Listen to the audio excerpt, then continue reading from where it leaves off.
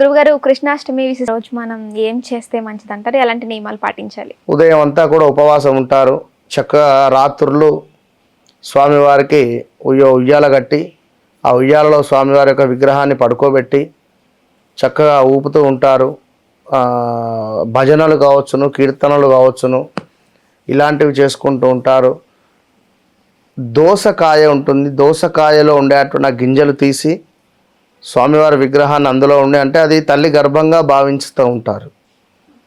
So ఆ యొక్క దోసకాయను తీసి అందులో ఉన్న గింజలను తీసి అందులో స్వామివారి యొక్క విగ్రహాన్ని పెట్టి చక్కగా రాత్రి 12 అయిన తర్వాత ఆ విగ్రహాన్ని ఆ యొక్క దోసకాయ నుండి బయటికి తీసి చక్కగా అభిషేకాది కార్యక్రమాలు చేసుకుంటారు. ఇలా చేసేవారు ఉన్నారు. ఓకే. సో భక్తి శ్రద్ధలతో శ్రీకృష్ణ జయంతి అంటేనే ఎంతో విశేషం మనకు.